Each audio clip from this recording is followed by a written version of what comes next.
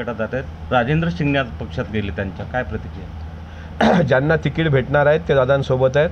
ज्यांना दादांनी तिकीट नाकारलं आहे ते आता इकडं तिकडं हुडकत आहेत. स्वतः त्यांची पुतणी गायत्री शिंगणे यांनी स्टेटमेंट दिले की आम्ही निष्ठावंत म्हणून साहेबांसोबत आलो असताना साहेबांनी यांना कसा काय प्रवेश द्यायचं ठरवून तिकीट द्यायचं ठरवलं आहे. त्याच्यामुळे ते चाचपडतात की आता अजितदादांकडं आपण आपल्या बुलढाणा बँकेकरता निधी मागितला, तो दादांनी दिला. त्याच्यानंतर थक हमी मागितली, ती दादांनी दिली. मागच्या हिवाळी अधिवेशनापासून आजतागायत 1884.61 कोटी रुपयाचा निधी अर्थमंत्री अजितदादांकडून आणि महायुतीच्या सरकारकडून आपण घेतला. हे घेतल्यानंतर सुद्धा फक्त स्वार्थासाठी आज जो काही मेळावा त्या सिंदखेड राजामध्ये झाला, हे काही लोक स्वतःहून आली नव्हती. त्या लोकांना बोलावलं गेलं होतं आणि आपला निर्णय त्यांच्यावर थोपवला गेला होता.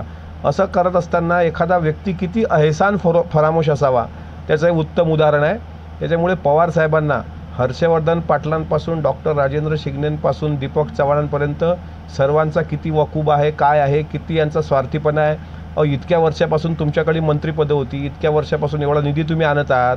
महाविकास आघाडी महायुती सरकारने तुम्हाला भरभरून दिल्यानंतर मला सांगा ना, बुलढाणा जिल्ह्यामध्ये दुसरा आमदार का निवडून आणता आला नाही? दुसरा एखादा विधानसभेचा मतदारसंघ का तुम्हाला राष्ट्रवादी? कारण आपल्याशिवाय राष्ट्रवादी पक्षामध्ये कोणी पुढं जाऊच नाही. ही जी काही याची कोतेपणाची भूमिका होती, ते दुकान इकडं चालणार नव्हतं आणि ते दुकान आता बंद पडलं. त्यामुळे ते गेले असतील तर त्यांना शुभेच्छा. मात्र त्यांना तगडं आव्हान घरातूनच भेटते आहे, हेही नसे थोडके. कोणीच नाराज नाही आहे. मी दोघांशी पण बोललो. दीपक मानकरांचे कार्यकर्ते थोडेसे डिस्टर्ब झाले आणि अजितदादा त्यांना फोन करून व्यवस्थित समजून सांगतील आणि सत्ता येऊ द्या. दीपक मानकरांचं पण पुनर्वसन होईल, आमच्या रुपालीताई ठोंबरेंचं पुनर्वसन होईल, आणखी कोण कोण नाराज असतील त्यांचं पुनर्वसन होईल. शेवटी प्रत्येक गोष्ट आपल्या मनासारखीच होत नसते राजकारणामध्ये. काही ठिकाणी संयम घ्यावा लागतो, काही ठिकाणी 2 पावलं मागं यावी लागतात, काही ठिकाणी नेत्यांचं ऐकावं लागतं. आणि अजितदादांसारखा नेता बसलाय ना आपला दानदाता, त्यामुळे त्यांनी सांगितलं की आता आमची थोडीशी नाराजी आहे, पण त्यांना सांगितलं काय अडचण नाही, दूर होऊन जाईल. सुरेखाताई ठाकरे यांना महिला विकास महामंडळावर त्यांची वर्णी लागली. अनेक आमचे आनंद परांजपे आहेत, त्यांना एक महामंडळ भेटलं आहे.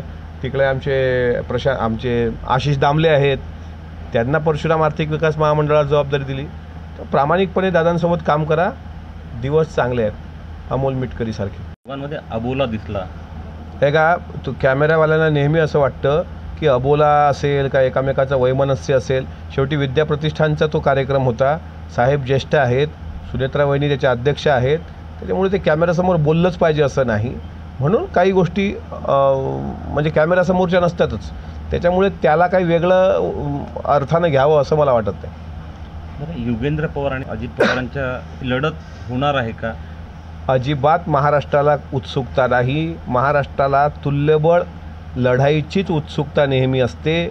पवारसाहेब आणि अजितदादा अशी जर काही निवडणूक झाली असती तर ती तुल्यबळ लढत म्हणता येते, किंवा चंद्रशेखर बावनकुळे आणि देवेंद्र फडणवीसजी हे लढत असतील तर ती तुल्यबळ लढत म्हणता येते. म्हणजे बरोबरीचा सामना झाला पाहिजे ना. आता कोणीतरी नौखा मुलगा येतो. आता एकाने अजितदादाच्या आशीर्वादाने कर्जत जामखेड विधानसभा मागच्या वेळेस राखता आली, तर मग प्रत्येक वेळेस आपणच तिथं हे असं याला काय म्हणतात की विंचवाच्या बिराळात हात घालणे. हा जो कोणी तो जोगेंद्र पवार तिथे आणला आहे, हा विंचवाच्या बिराळात हात घालायला चालला आहे. मागं एका पठ्ठ्यानी असं काहीतरी अफलातून म्हणजे अचाट बुद्धीचा लुचाट प्रयोग करण्याचा प्रयत्न केला होता, त्याचं डिपॉझिट गेलं होतं.